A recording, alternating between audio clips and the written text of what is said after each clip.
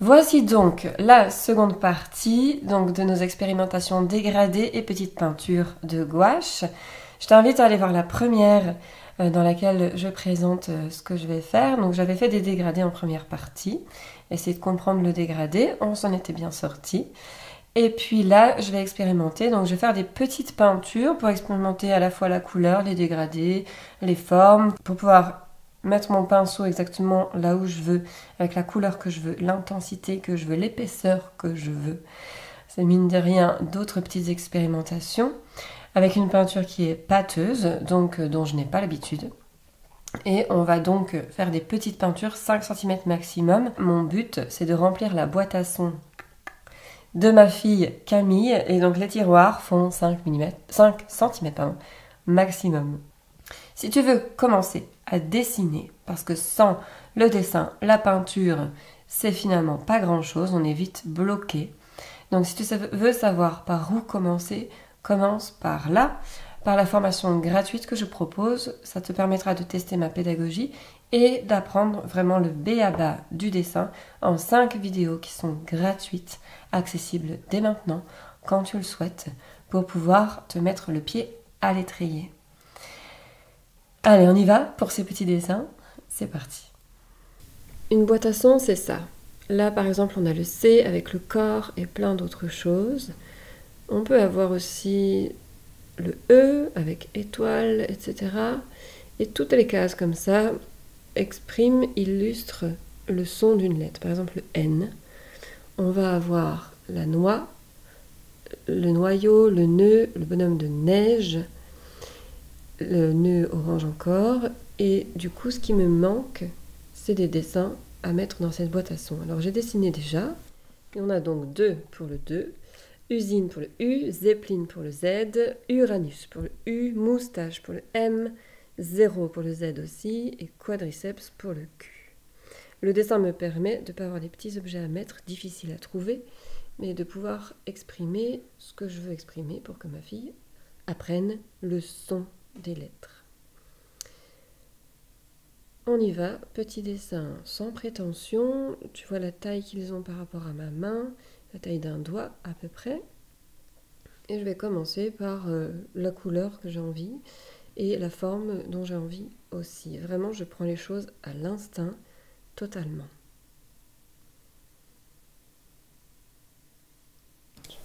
Donc là, le 2, c'est vraiment une façon de savoir faire un aplat de couleurs, que ma peinture pâteuse soit vraiment uniforme dans sa couleur, et deux fois de prendre le temps d'avoir un contour parfaitement net, ce qui n'est pas simple finalement avec cette peinture pâteuse.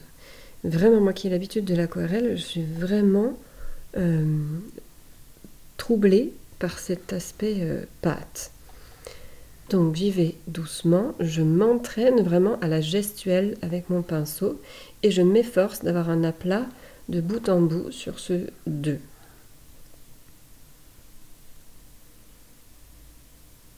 Je te laisse en vitesse normale et pas accélérée pour que tu puisses comprendre que si toi aussi tu fais lentement, alors c'est juste normal, tout va bien. Tu sais que sur ma chaîne, il n'y a pas beaucoup de vidéos accélérées. Hein.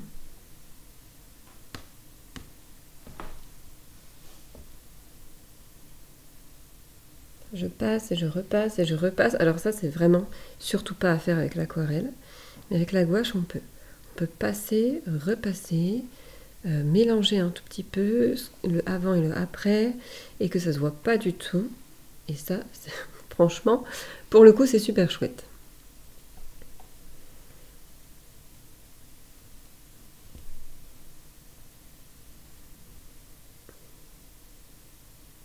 Je suis toujours pas satisfaite de ma courbure. C'est pour ça que je la corrige. Voilà. Alors ensuite, peut-être la main, comme je suis dans une couleur de peau à peu près, entre le orange et le rose. On va mélanger les deux, je pense.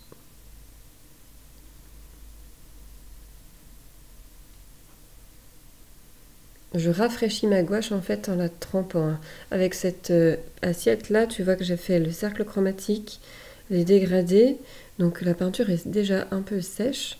J'ai une peinture qui est pâteuse, certes, mais pas trop non plus. Je peux me permettre aussi de la diluer. Donc là, j'ai fait une couleur peau en mélangeant le orange et le rose pour faire la petite main qui dit 2.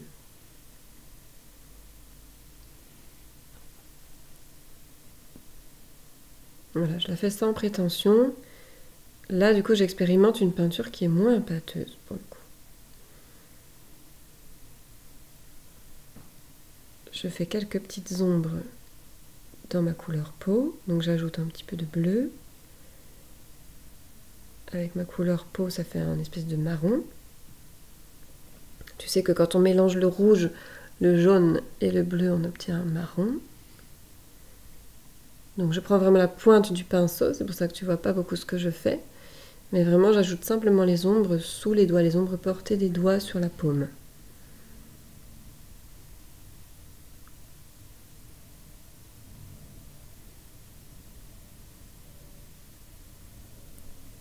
Tout petit, et j'essaye d'être précise.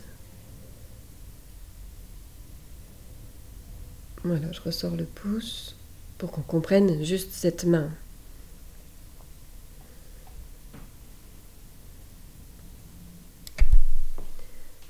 Je trouve que mon ombre, je l'ai mise trop en bas, donc un petit réflexe d'aquarelle, je prends un pinceau mouillé, rincé, essuyé, que j'avais comme ça à côté, et j'enlève un petit peu de pigment.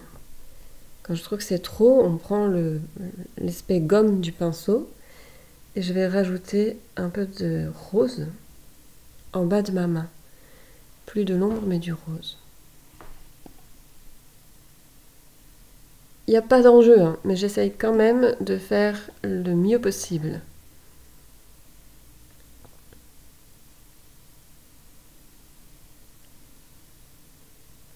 Voilà cette main. J'en profite pour faire l'autre main qui dit 0. Tant que j'ai mes couleurs, qu'elles sont rafraîchies, que je suis contente de ma première main, donc je fais exactement la même recette. Je mets mon rose d'abord, puis mes ombres ensuite.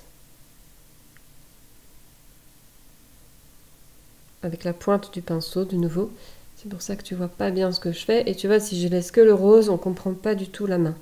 Il faut vraiment que je puisse mettre des petites ombres pour qu'on comprenne que les doigts sont repliés.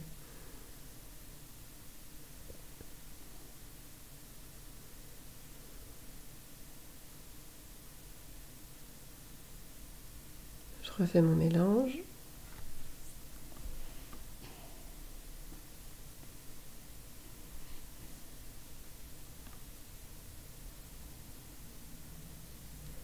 Et maintenant que j'ai pu charger mon pinceau avec ma peinture, je continue.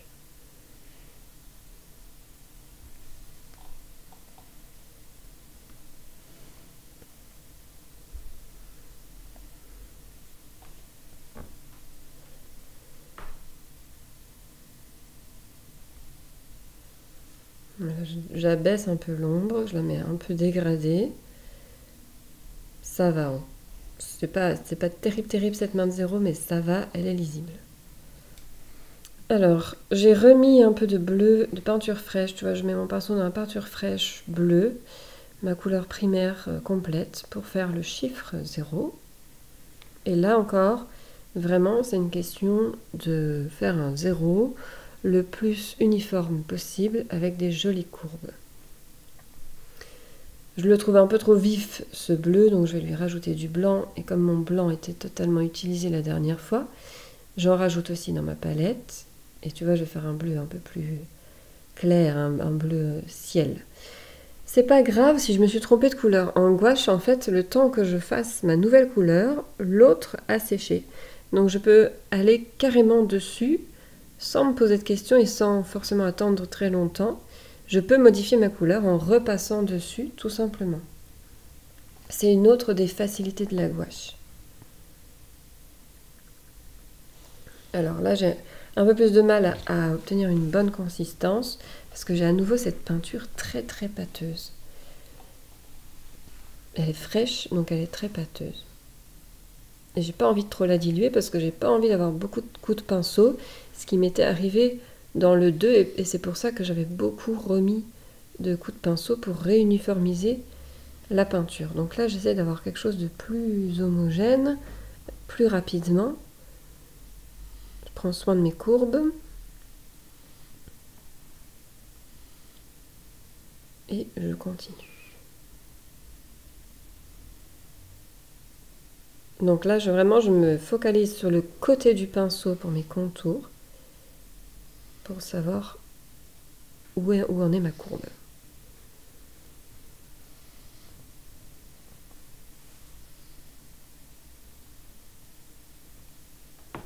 Voilà, en bas, c'est le plus difficile.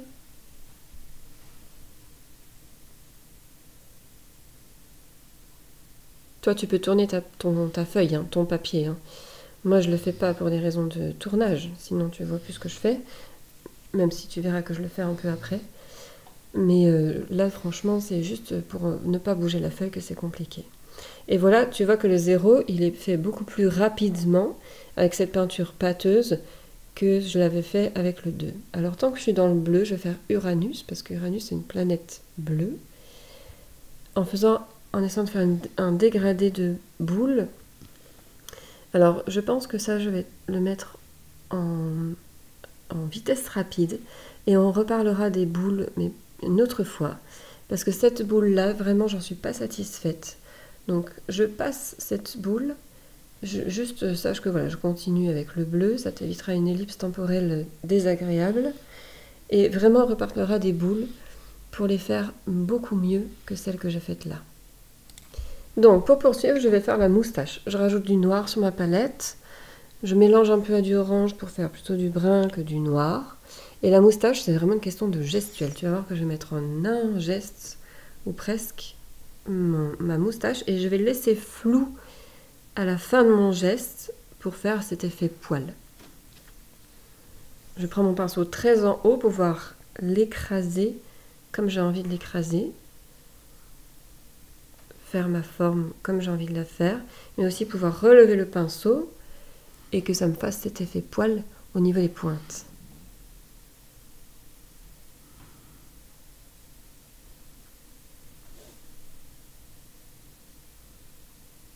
Voilà. Je rince mon pinceau et on va faire le Zeppelin qui est gris. Alors, pour le Zeppelin, j'ai eu une petite inexpérimentation, c'est-à-dire que tu vois, j'ai dilué mon noir. Mais j'ai appris, du coup, à mes dépens, tu vas le comprendre, qu'en diluant le noir, en fait, en diluant la gouache, on a beaucoup plus de coups de pinceau que nécessaire. Donc là, je vais le comprendre là tout de suite maintenant. Tu vois, ça donne quelque chose qui n'est pas du tout homogène, qui est facile à étaler, certes, qui peut être très bien en complémentarité avec l'aquarelle pour ses capacités d'intensité de couleur, mais tu vois, tous mes coups de pinceau se voient. Alors que dans la gouache, pour ne pas avoir de coups de pinceau, il faut avoir cette peinture pâteuse. Alors pâteuse, certes, un peu, mais pas trop quand même. Donc j'ai attendu que ça sèche un petit peu. Et je suis revenue mais vraiment par-dessus. C'est vraiment une facilité de la gouache, on revient par-dessus autant de fois que l'on souhaite. Simplement, le truc c'est qu'il faut avoir une consistance qui n'est pas trop humide pour que ça puisse être une couche vraiment par-dessus, comme sur une page vierge, et pas quelque chose de trop dilué qui du coup laisse apparent la couche d'en dessous. Comme je suis en train de faire là, tu vois, j'essaie de faire quelque chose de plus lumineux au-dessus. Je vais mettre du temps à trouver, hein. C'est vraiment mes premières expériences de gouache. Et tu vois, mes coups de pinceau se voient toujours un peu moins, mais toujours un peu autant. Donc je vais simplement renforcer avec de la peinture, voilà, plus intense, plus pâteuse, plus consistante, bref, moins diluée. Et là, tu vois que tous mes coups de pinceau disparaissent sous ce trait noir intense. Je fais la petite cabine du Zeppelin.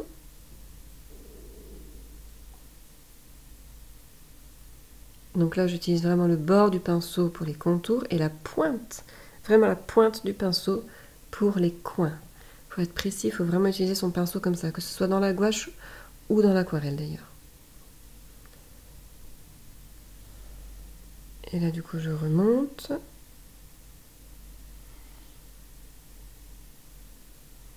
Alors j'essaie de faire un flou, comme avec l'aquarelle. Je me dis, comme j'ai un noir intense, je vais pouvoir faire un flou, mais non. Le flou à la gouache, vraiment, c'est mélanger les couleurs dans leur consistance pâteuse. Il faut le faire tout de suite, le flou. Donc là, à force de couches et de coups de pinceau, on arrive à ne plus trop les voir. Mais il va falloir que je mélange le blanc et le noir sur ma feuille pour avoir un flou. J'aurais pu les mélanger comme j'ai fait les dégradés avec les bandes, la vidéo d'avant, dans ma palette progressivement. Là, j'ai simplement envie d'être un peu plus rapide et c'est peut-être d'ailleurs mon erreur. Donc on verra toujours ces coups de pinceau. Encore une fois, il n'y a pas d'enjeu, c'est pour la boîte à son de ma fille. On arrive à voir les ombres, donc j'en reste là pour cette fois. Ce sera une expérimentation un peu ratée, mais on arrive à voir ce que j'ai fait pour l'office que ça aura. Alors ensuite, forte de cet échec, je vais faire mon usine. Tu vois, je mets du noir dans mon rose pour en faire une espèce de rouge brique. J'aurais pu mettre du bleu aussi, mais ça m'aurait fait un violet plutôt qu'un rouge brique. Je fais une espèce de couleur rouge brique. Je veux ce rouge brique des anciennes usines. Une fois contente de ma consistance et de ma couleur, je vais faire vraiment l'usine dans le même objectif que le 2 et le 0. C'est-à-dire, c'est une forme un peu plus compliquée. Toi, il y a des coins, donc j'utilise vraiment la pointe du pinceau, tu peux le voir. Et pour les lignes, les contours en ligne, j'utilise le bord du pinceau. J'étale ma peinture comme ça. C'est valable pour toutes les formes qui existent. Là, c'est juste pour l'usine. Tu le vois en exemple pour l'usine, du moins.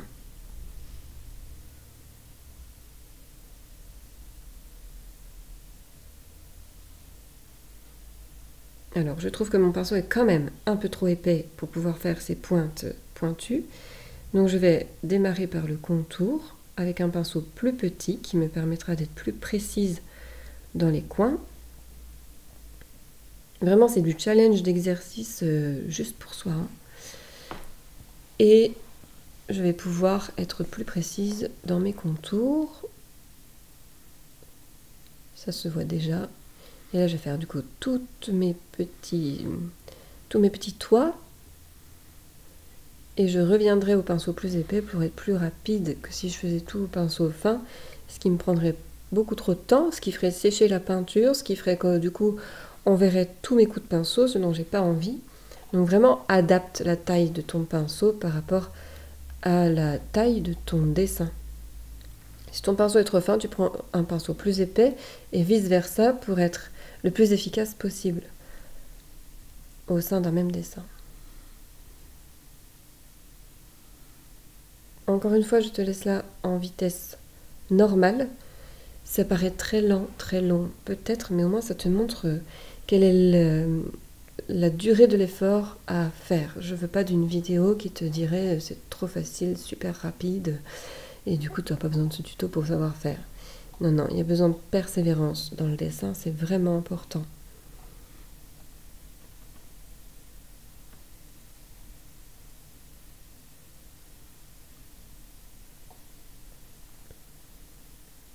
On a bientôt fini les contours.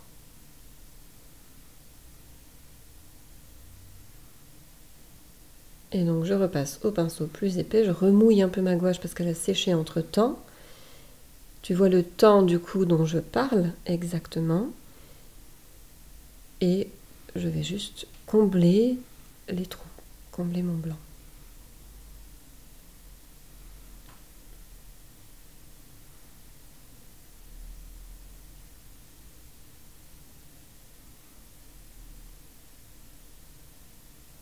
On verra mes coups de pinceau, c'est pas ce que je préfère.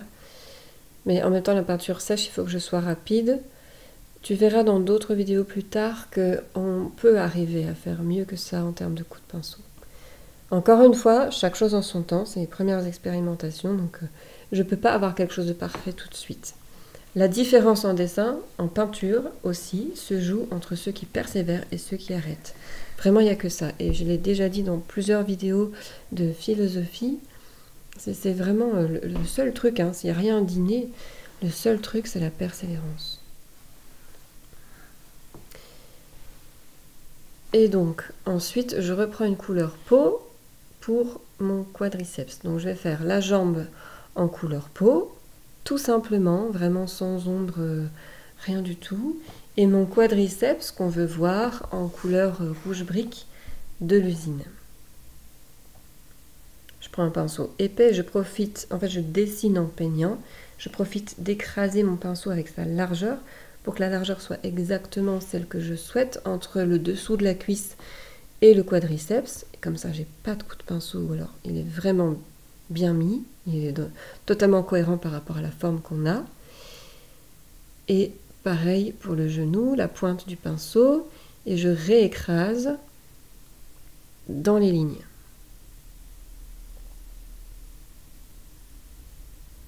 Deux coups de pinceau avec un pinceau écrasé.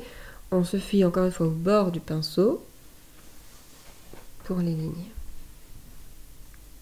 Le pied, ça va être assez rapide.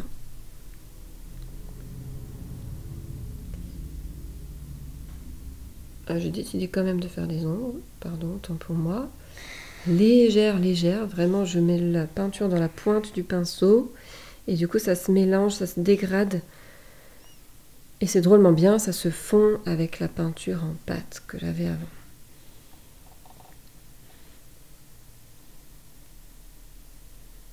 Et puis le quadriceps, donc là je reprends mon ancien pinceau que j'avais pas rincé pour avoir la même couleur. Je vais faire les fibres du muscle avec mes coups de pinceau.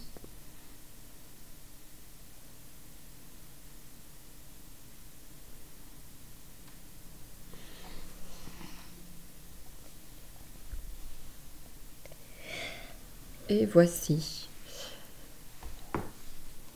Je peaufine un tout petit peu parce que j'ai du blanc entre mon rose peau et mon muscle. Mais voici mes petits dessins. Voici donc pour ces petits dessins. Moi j'en suis contente, ça m'a fait vraiment un moment de plaisir, de calme, de détente. Il n'y avait pas d'enjeu en fait. En faisant comme ça des choses que tu as envie de dessiner pour... Enfin moi c'était vraiment l'occasion qui faisait le larron. C'est-à-dire que j'avais une boîte à sons à remplir avec des petites choses. Donc pas d'enjeu. C'est-à-dire je vais pas faire des énormes choses en A3 parce que sinon je vais me dire ouais, je vais gâcher le papier peut-être, on ne sait pas. Donc là c'était relativement... petit, A4, maximum entre A4 et A5, c'est mieux. C'est moins petit que ce que j'ai fait moi. Mais si tu as besoin comme ça d'enlever l'enjeu, voilà vraiment comme un exercice d'expérimentation, quelque chose de ludique. Et comme ça, on y prend du plaisir et on apprend en même temps. Voilà pour aujourd'hui. On se retrouve très bientôt pour de nouvelles vidéos ou alors via la formation gratuite que je te propose gratuitement. À bientôt!